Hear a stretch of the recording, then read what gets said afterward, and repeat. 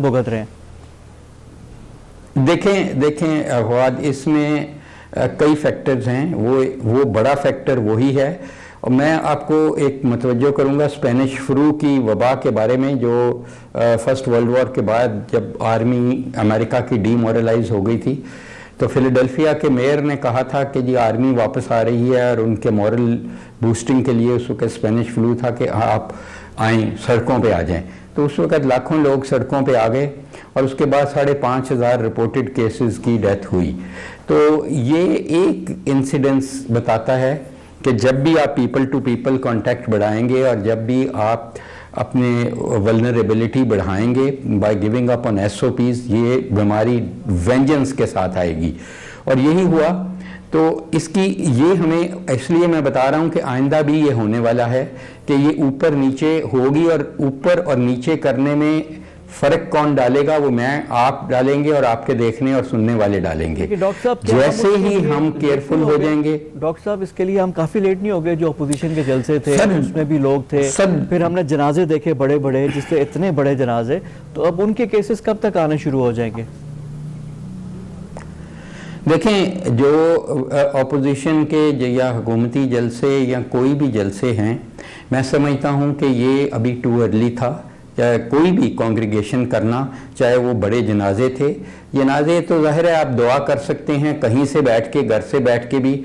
आपने असल में चीज़ ये शो ऑफ स्ट्रेंथ है, जो हर जमात या चाहे मजहबी जमात भी दिखाना चाहती है कि हमारे पीछे कितने लोग खड़े हैं, और वो उसको कैपिटलाइज करना चाहते हैं। मैं समझता हूँ कि ये वो वक्त नहीं है। अगर आपने और किसी भी अपोजिशन ने, हुकूमत ने अपना मौक़िफ़ ही देना है, तो आपके कैमरा और स्क्रीनें और माइक्स हाज़िर होने चाहिए, और वो तरीक़ाकार बहुत बेहतर है। शो ऑफ स्ट्रेंथ तो ज़रूर करें, लेकिन मेरा ख्याल है इस वक्त टाइम है शो ऑफ करैक्टर का, और करैक्टर इससे बड़ा नहीं हो सकता कि आप लोगों की जानें बचाएं बजाय लोगों के वोट लेने की खातिर। लॉन्ग टर्म मैं आपको बताऊं, करने वाली ज़ात अल्लाह ताला है। अगर आपने ये कर लिया तो you will be winning so many hearts, कि वो लोग आपके, ये उनके लिए बहुत बड़ा एक कदम आप ले रहे होंगे, और अल्लाह आपके साथ खड़ा होगा। और जब अल्लाह खड़ा होगा तो आपको किसी और कुव्वत की ज़रूरत नहीं होगी। तो मैं ये समझता हूँ कि हमारा conscious should come into play rather than risking human lives, which is much above all this, कि हुकूमत किसकी है किसकी नहीं, क्या होता है क्या नहीं होता। बिकॉज अगर ज़िंदगी बचाएंगे आप और अपनी ज़िंदगी भी बचाएंगे, बहुत सारे लीडरों को भी अनफॉर्चुनेटली पॉजिटिव हो रहे हैं। डॉक्टर साहब, ये बात तो आप कर रहे हैं ना, कि यहाँ पे मैं आपसे दो चीज़ों की ज़रा क्लैरिफिकेशन भी चाहूँगा। इस दफ़ा कहा जा रहा है कि जो लोग कोरोना से मुतासर हो रहे हैं उनकी डेथ जल्दी हो जाती है, 3-4 दिन में, 5 दिन में जाते हैं उनकी हो जाती है। पहले ये चीज़ प्रोलॉन्ग थी। और दूसरा, ये एक बड़ी मिसकंसेप्शन भी है चीज़ है, मैं चाहता हूँ कि आप क्लैरिफाई भी करें कि जिनको एक दफ़ा कोरोना हो गया, वो उनको दोबारा होने का कितने % चांसेस हैं? और आपके पास कोई केसेस आए हैं कि जिनको कोरोना हुआ और दोबारा कोरोना हुआ हो? देखें, जो तो आपकी बात है कि कोविड के बेसिस बिल्कुल केसेस आए हैं, और देखे भी हैं, हमने कई केसेस देखे हैं जिनको कोविड हो चुका है कंफर्म्ड, और फिर वो नेगेटिव हो गए थे और फिर उनको हुआ। दो चीज़ें हैं, एक तो कोविड कई दफ़ा होता है तो वो बहुत प्रलॉन्ग्ड हो जाता है। आप एक टेस्ट कराते हैं, वो नेगेटिव आ जाता है, वो सैम्पलिंग एरर है। 30 से 40% आपका सैंपल सही जगह से नहीं लिया गया तो वो टेस्ट नेगेटिव शो होगा। इसीलिए वो कई दफ़ा कंटिन्यू करता है फॉर वीक्स एंड मंथ्स, क्योंकि वायरस की फ्रेगमेंट्स आप में रहती हैं। एक तो वो सूरत हाल है, दूसरी ये है कि आपका बिल्कुल आप ठीक हो गए थे, हील हो गए, हर चीज़ हो गई, आपकी एंटीबॉडीज़ बन गई, अब एंटीबॉडीज़ फॉल हो गई, तो उसके बाद आप दोबारा वल्नरेबल हो जाते हैं। और हमने इस बीमारी में देखा है कि IgG, IgM शुरू पे जो आपकी एंटीबॉडीज़ हैं न्यूट्रलाइज फर्दर वायरस को करने के लिए बनती हैं, और लेकिन कुछ लोगों में वो बहुत जल्दी गायब हो जाती हैं। तो जाहिर है जब वो आपको protective antibodies, neutralising antibodies body में नहीं है तो आप वल्नरेबल हो जाते हैं।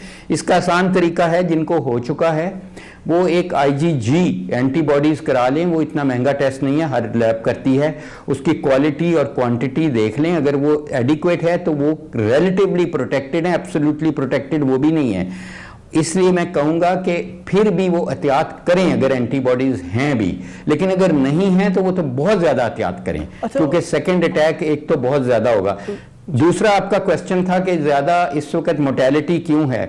ज़्यादा मोटेलिटी इसलिए है कि जो मैंने आपसे पहले अर्ज़ किया कि हमने जिस तरीके से हमारा माइंडसेट था कि हम आज़ाद हो गए और हमने SOPs पे अमल दरामद ख़त्म कर दिया, जिसको हम पैंडेमिक फटीग कहते हैं अपनी ज़ुबान में।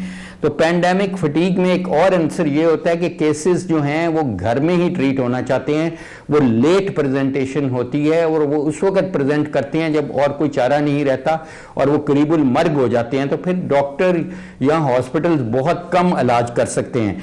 तीसरा एक आंसर ये है कि ये सर्दियां हैं, याद करें पहले गर्मियां थी, सर्दियों में बाकी इन्फेक्शंस चेस्ट के, चाहे वो एस्थमा है, चाहे ब्रोंकाइटिस है, चाहे फ्लू है, चाहे वो निमोनिया है, न्यूमोकोकल निमोनिया है, ये भी बहुत ज़्यादा होते हैं। तो इसलिए वो चेस्ट ऑलरेडी डीकम्पनसेट होती है, ऊपर से आपके कोरोना के साथ और मसाइल बन जाते हैं, तो इसलिए डीकम्पनसेशन और हार्ट की बीमारी वाले खासकर बहुत ज़्यादा वल्नरेबल हो जाते हैं सर्दियों में। ब्लड प्रेशर भी आपका बड़ा होता है सर्दियों में, तो इसलिए ये सारे फैक्टर्स जो हैं ये, और फिर सबसे बढ़ के सर्दियों में आप ज़्यादा क्राउडिंग करते हैं टू कंजर्व हीट। आपको सर्दी लगती है तो आप, महंगाई है, बिजली का बिल कम चाहते हैं, आप एक ही कमरे में हीटर लगा के सब इकट्ठे रह जाते हैं, तो दैट एनवायरमेंटल। और फिर एक और मैटर बहुत इंपॉर्टेंट है कि जब बारिशें हुई थी और गर्मी थी तो उस वक्त ह्यूमिडिटी बहुत ज़्यादा थी, इस वक्त ड्राई सीजन है, तो ह्यूमिडिटी में जो एरोसोलिक ट्रांसमिशन है जिसके ज़रिए ये एक इंसान से दूसरे को वायरस जाती है, या ड्रॉपलेट्स में वो बहुत हैवी हो जाते हैं बिकॉज ऑफ मॉइस्चर, और वो सेटल कर जाते हैं, उनकी वेलोसिटी बहुत कम होती है। इस मौसम में वेलोसिटी बहुत उनकी ज़्यादा होती है और वो तेज़ी से स्प्रेड करते हैं। तो ये सारे इन्वायरमेंटल फैक्टर्स हैं, लेकिन सबसे इंपॉर्टेंट फैक्टर है हमारे अमल दरामद, अपनी प्रिकॉशंस का जो हमने नहीं किया। डॉक्टर साहब बड़ी इंपॉर्टेंट बातें आपने की हैं और जिस तरह आपने एक्सप्लेन किया है ये चीज़ अब बड़ा क्लियर भी हो गई है। अब थोड़ा सा एक चीज़ और थोड़ा सा आप उस पर रोशनी डालें कि ये जो इतने जो केसेस अगर हो रहे हैं तो अब बंदा किस स्टेज पे हॉस्पिटल जाए, क्योंकि हॉस्पिटल में भी बेड्स इतने अवेलेबल नहीं है और जाहिर बात है ये भी नहीं है कि हर के सिम्टम्स के साथ भी लोग आने शुरू हो जाए तो हमारा सिस्टम, हेल्थ सिस्टम क्रम्बल कर जाएगा। वो कौन सी ऐसी स्टेज है कि जहाँ पे बंदा हॉस्पिटल जाए? घर में कोशिश तो हर कोई करता है कि सेल्फ आइसोलेट कर ले, करंटीना कर ले, लेकिन हॉस्पिटल किस स्टेज पे जाना चाहिए?